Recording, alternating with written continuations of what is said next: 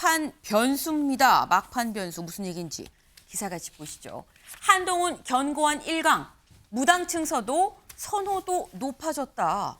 한동훈 후보 1강이다. 근데 계속 1강이야. 문자 논란도 있고 사천 논란도 있는데 진짜 계속 1강이야 라고 했는데 여론조사가 나왔습니다. 어떤 여론조사인지 같이 보시죠. 네.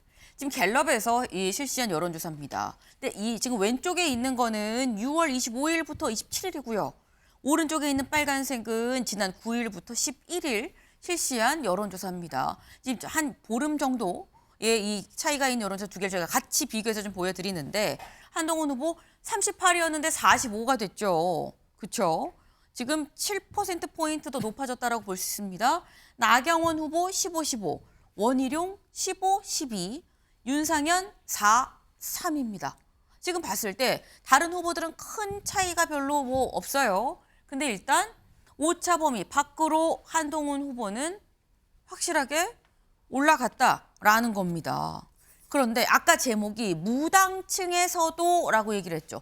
무당층만 따로 좀 빼서 볼까요? 무당층만 따로 빼서 봤을 때입니다. 무당층은 13에서 26이 됐어요. 13에서 26. 반면에 다른 후보들은 16에서 10, 10에서 7, 그리고 윤상현 후보는 5 똑같고요. 그러니까 다른 지금 나 후보, 원 후보에서 이 지지가 한 후보한테 간 거 아니겠느냐라는 생각이 드는 겁니다. 근데 전반적으로 지금 한 후보가 문자 논란이 있기 이전의 여론조사와 문자 논란이 있은 이후의 여론조사를 지금 같이 비교해봤는데 지금 이 조사를 보면 김수민 의원님, 문자 논란이 한 후보한테 득이 된 건가? 득으로 봐야 되는 겁니까? 득이 됐다고 봐야 될 것 같아요. 그러니까 네. 이 경선이 출발할 때부터 구도가 한동훈이냐 아니냐 이 구도에 가까웠는데 문자 논란 때문에 한동훈 전 위원장한테 굉장히 시선이 집중이 됐고 네. 또 사실 문자 논란에 관련해서 많은 국민들이 왜 영부인이 그 당시에 여당 비대위원장한테 직접적으로 문자를 보낼까 이 부분에 대해서 더 의구심이 더 커졌거든요. 그리고 이제 윤석열 대통령과 한동훈 전 위원장 사실 뭐 이념이나 정책적으로 무슨 차이가 있는지 잘 모르겠습니다만 이런 논란을 거치면서 자동으로 차별화가 돼버리는 이런 효과들까지 있었던 것이고 그 대표적인 방증이 무당층에서도 지지도가 어느 정도 올라간 것. 이 부분 사실 한동훈 전 장관이 무당층에서 지지율이 그렇게 높은 정치인이었다고 보기는 어려웠었거든요. 네. 윤석열 대통령하고 차별화가 되면서 무당층에서도 더 상승을 하고 그다음에 이제 사실 국민의힘 전통 지지층 입장에서도 대세는 한동훈 전 위원장으로 넘어갔고 우리의 다음 타자는 한동훈이다라고 하는 이런 인식들이 더 퍼진 것 같아요. 그러면서 이제 차이가 더 벌어졌다. 물론 당원들이 투표를 하는 거하고 일반 지지층하고는 이제 여론조사하고는 차이가 있을 수 있겠지만 어쨌든 네. 일반 지지층의 향방은 여론조사를 통해서 그렇게 드러났다라고 봐야 될 것 같습니다. 네.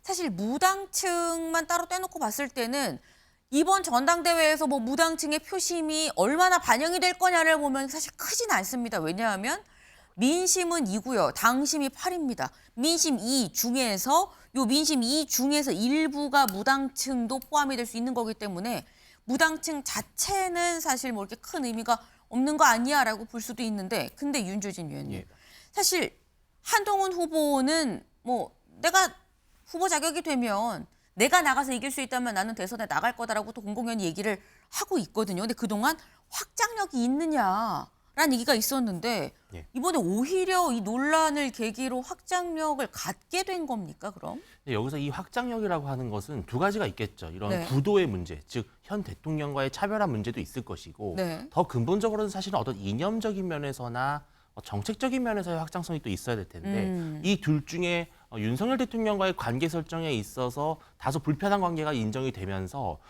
지금 무당층을 보면 거의 무당층 대부분은 윤석열 정부에 대해서 좀 비판적인 어떤 성향을 갖고 있거든요. 그것이 이제 국정 지지율에서 나타나지 않습니까? 그런데 이 무당층에서 봤을 때 그동안 한동훈 후보에 대해서 윤석열 정부에 어떻게 보면 좀 수혜를 입었던 뭐 스타 장관 이런 느낌을 넘어서서 이제는 이제 윤석열 정부 혹은 친윤과 맞서는 어떤 여당 속의 야당의 느낌으로 자리매김한다면 무당층에게는 좋은 이미지를 줄 수 있죠. 다만 이것이 전당대회 끝나고 나서 이제 만약에 한동훈 후보가 당대표가 된다면 네. 계속해서 그러한 입장을 유지할 수 있을 것인지는 미지수예요. 왜냐하면 정부 여당의 대표이기 때문에 네. 또 얼마나 이제 뭐 유승민 의원 이런 같은 분들처럼 어떤 이념적이나 사상적인 면에서의 확장성을 꾀할 수 있을까? 여기서 앞으로 대권과도에 큰 영향을 미칠 것 같습니다. 지금 구도적인 확장성도 있지 않겠느냐. 근데 이 구도라는 게 전대가 끝나고도 어떻게 갖고 갈 건지는 봐야 된다라는 말씀을 하셨어요. 근데 일단 분명한 건 현재 한동훈 후보가 단연 1강이다라는 것만은 좀 여러 가지 여론조사를 봐도 좀 분명해 보이는데 그러다 보니까 무슨 얘기가 나오느냐. 다음 기사 볼까요? 나경원, 원희룡 서로 나를 도와야. 한동훈 독주의 단일화론 다시 부상. 네. 나경원, 원희룡 후보 단일화하는 거 아니야, 단일화 해야 되는 거 아니야라는 얘기가 솔솔 흘러나오고 있다라는 거죠. 근데 그런 얘기를 주변에선 할 수 있는데 후보들의 의지가 가장 중요하죠. 나경원 후보 뭐라고 얘기했는지 직접 들어보실까요? 글쎄 너무 지금 계파 싸움이 패싸움처럼 커지는 것 같아서 너무 죄송하다는 생각을 합니다. 저는 일관되게 말씀드린 것이 제가 어떤 후보하고 단일화는 하지 않겠지만 실질적으로 생각이 비슷하다면 이렇게 거친 싸움을 하는 것보다는 사퇴하시는 게 낫지 않을까. 그래서 자연스럽게 저를 도와주시는 게 어떨까 이런 생각을 해봅니다.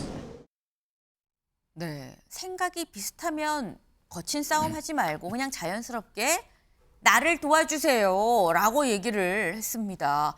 나로 단일화합시다 라고 얘기를 했어요. 근데 나경원 후보 불과 한 보름 전에는 뭐라고 얘기를 했었느냐. 지난 6월 27일이에요. 네.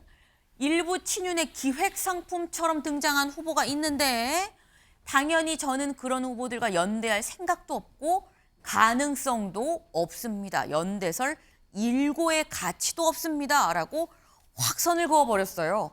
그래서 그때 원희룡 후보가 뭐라고 얘기를 했느냐. 이렇게 얘기했습니다. 들어보시죠.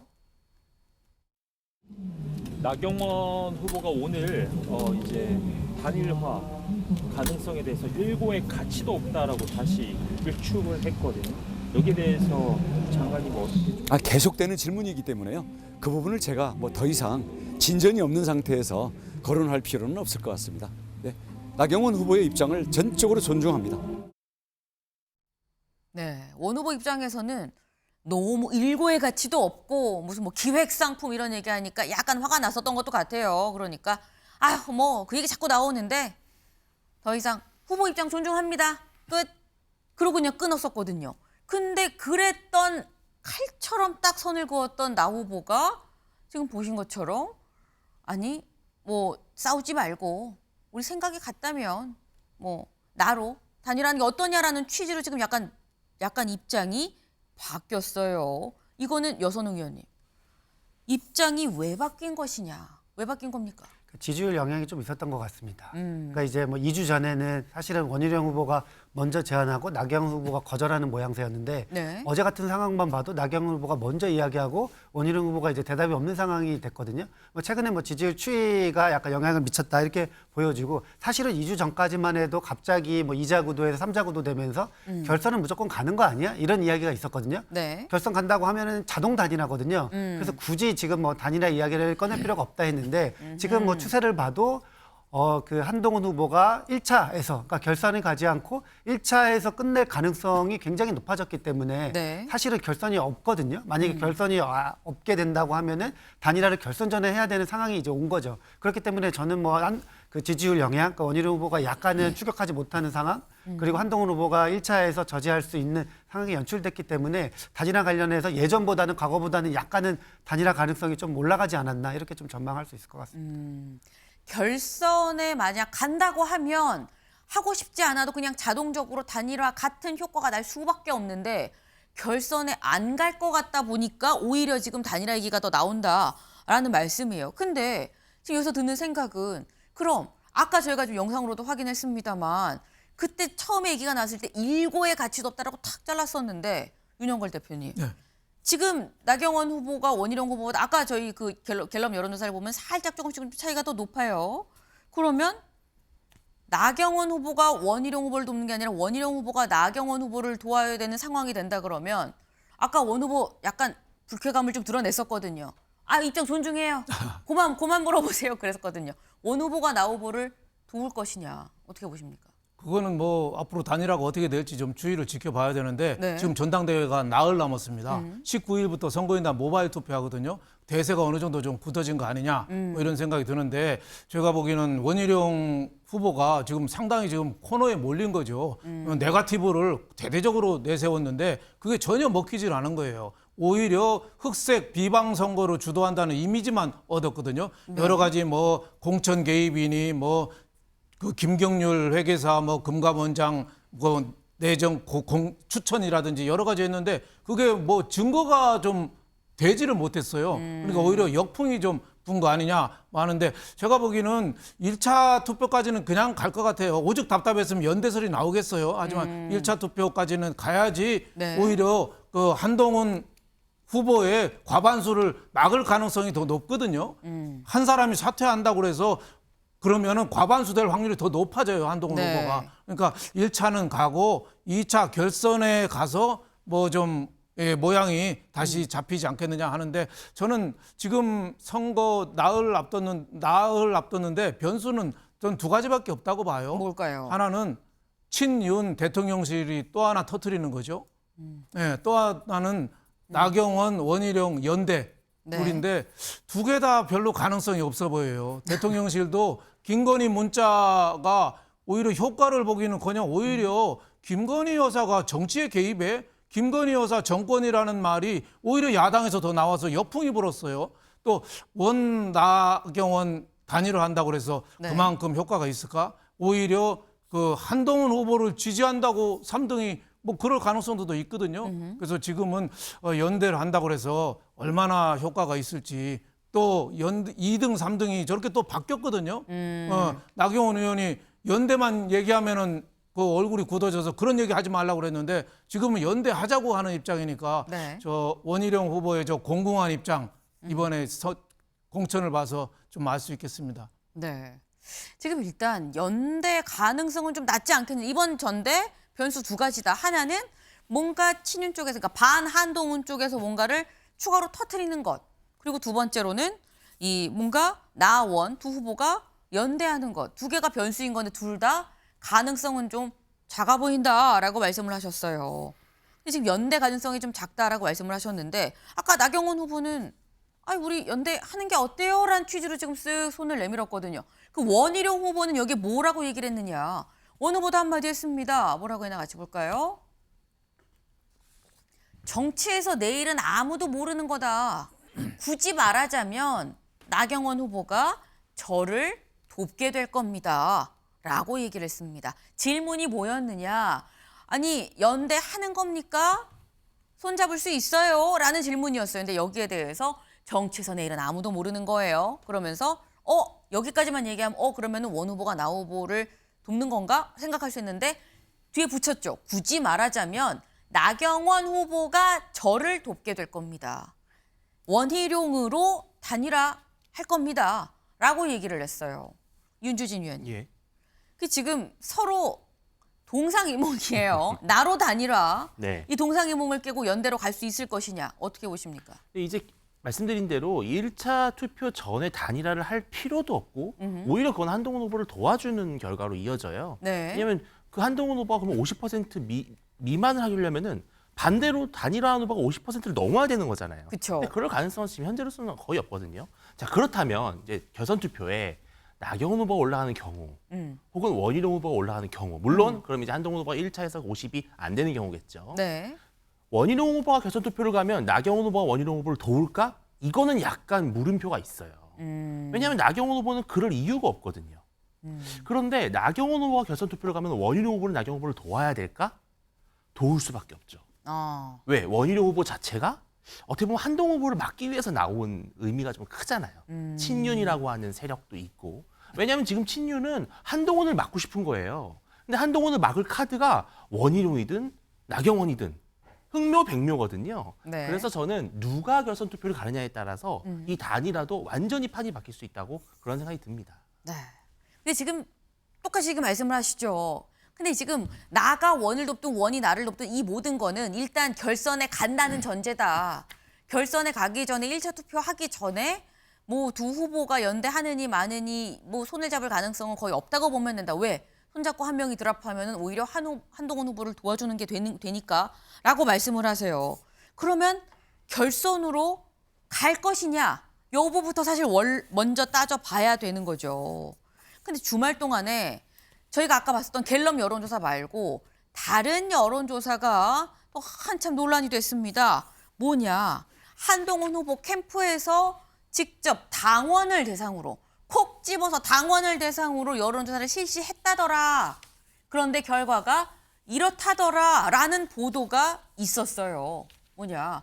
한동훈 국힘 당원 대상 첫 자체 여론조사에서 과반 지지율.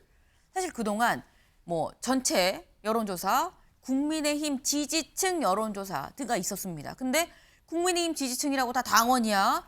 아니잖아. 그거 여론조사 믿을 수 없어요. 라고 다른 후보들 얘기를 했었거든요. 근데 이번에는 한동훈 캠프에서 직접 당원을 대상으로 투표권이 있는 사람들이죠. 투표권이 있는 당원들을 대상으로 여론조사를 했는데 과반 지지율이 나왔다더라라는 보도가 있었습니다. 여기에 대해서 한동훈 후보 먼저 나경원 후보 캠프 경선룰 위반이다. 공식으로 이의 제기한다. 선관위에서 기사 삭제 및 페널티를 검토해달라. 근데 한동훈 캠프는 뭐라고 얘기했느냐?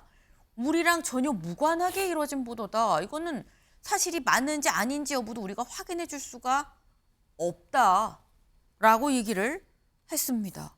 근데 일단 뭐 이 각 캠프에서 얘기하는 건 차치하더라도 요 보도만 놓고 보면 요건 사실 김수빈 의원님 그냥 당원 대상으로 해서 과반 지지율 나왔으면 이건 굉장히 파장이 클 수밖에 없는 결과 아닙니까? 뭐 한동훈 후보 캠프에서 본인 캠프하고 무관하게 이루어진 보도라고 했기 때문에 네. 뭐 진위 여부 이런 것들은 좀 명확하게 확인하기 어렵다라는 걸 전제로 말씀을 일단 드리고요.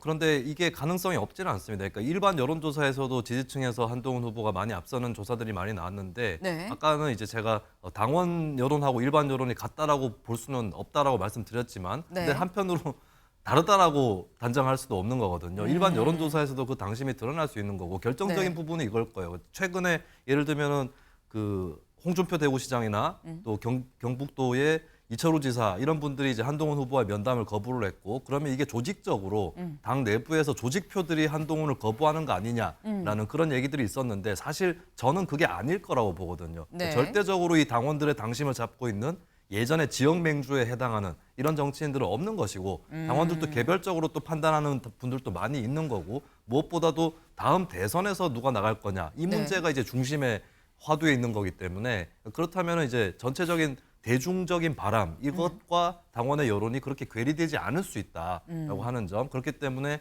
당의 어떤 국회의원들이라든지 당원 협의회 회장이라든지 이런 이제 조직표들을 움직이는 손들이 아니라 개별적인 일반 국민과 그렇게 다를 바 없는 그런 당심들이 결국에 이 당대표 경선을 좌우할 수 있다 이런 것은 충분히 예측을 해볼 수 있는 거죠. 네. 지금 보면 일단 이 여론조사가 뭐 맞는지 아닌지조차 알 수가 없다. 왜냐하면 우리 캠프랑 무관하게 이루어졌고 사실 부합 여부도 알려줄 수가 없다고 했기 때문에 이 여론조사가 맞는지 아닌지는 모르겠으나 다만 다른 갤럽 등등의 다른 여론조사들을 보면 이게 또 완전히 전혀 아니다라고 볼 수는 없을 수도 있다. 뭐 지금 이런 말씀을 지금 하신 거예요. 근데 이런 이 보도가 논란이 된 와중에 한동훈 캠프에서 우리의 목표는 이겁니다라고 얘기를 했어요. 몇 퍼센트인지 직접 들어보시죠. 이번 전당대회는 우리 당이 처한 위기를 극복하는 중요한 모멘텀이 될 수 있다는 점에서 65% 넘는 역대 최대 전당대회 득표율을 저희가 목표로 하고 있습니다. 저희 목표는 1차 투표에서 과반을 얻어서 2차 투표로 가지 않는다는 거니까 단일화 이후에 그 지지율 변화를 봤을 때 반드시 정치에서 1+1이 2가 된다고는 생각하지 않습니다. 네, 한동훈 후보 캠프는 이번 전당대회에서 65% 이상의 지지를 받는 걸 목표로 하고 있다라고 얘기를 했어요. 근데 이 얘기는 윤주진 위원님, 네. 사실 아까 이 보도가 뭐 맞는지 아닌지도 뭐 확인해 줄 수 없다라고 했지만 뭐야 그러면은 해봤더니 65%는 가능하다는 얘기인 건가라는 생각도 들게 되거든요. 사실 이런 이제 내부 여론조사가 네. 원래는 언론을 통해서 공표가 되면 안 되거든요. 그렇죠. 그러나 사실은 매 선거마다, 매 경선마다 이런 일은 비일비재했습니다. 이게 뭐냐면 이제 어대한을 굳히기 위한 아주 치밀한 전략이죠. 그러니까 지금 아까 말씀하신 대로 1차에서 한동훈 후보가 50%가 안 될 수도 있겠네라는 것이 바로 지난주의 분위기였어요. 네. 그런데 이제 갤럽 조사가 나왔고요. 또 이번 이런 조사를 통해서 다시 당원들 사이에서는 결국은 한동훈이 되겠네, 어대한이네 라고 되면 이렇게 됩니다. 한동훈을 찍고 싶어하는 사람들은 후보의 투표장에 나가죠. 투표를 하죠. 그러나 나는 한동훈 후보가 안 됐으면 좋겠는 사람들 입장에서는 그냥 조기에 투표를 포기하게 만들 수 있는 것이죠. 그래서 지금 한동훈 캠프에서는 6565 전략을 말해요. 6565. 투표율 65%에서 득표율 65%인데 사실은 그건 이제 많이 투표해 주세요라고 하는 어떤 그런 구호지만 실질적으로는 한동훈 후보 입장에서는 투표율이 낮을수록 유리합니다. 그래야 한동훈 후보를 지지하는 팬덤을 위주로 더 투표율이 집중이 되기 때문에 네. 저는 이번 이 여론조사 물론 되게 불미스러운 일이지만 이를 통해서 어대한을 굳히려는 전략이 아닌가라는 생각이 듭니다. 지금 말씀을 잘 들어보면 지금 뭐 각종 뭐 토론회, 연설회에서 후보들이 마이크 잡고 얘기하는 것만 지금 이 전당대회에서 어떤 뭐 말싸움, 대결이 아니다. 보이지 않는 곳에서 치밀하게 굉장히 지금 맞붙고 있다. 이건 역시 일종의 전략 아니겠느냐라는 말씀을 주셨어요. 네. 앞으로 전당대회 정말 며칠 남지 않았습니다. 오늘 19일부터 모바일 투표부터 지금 시작인 거죠.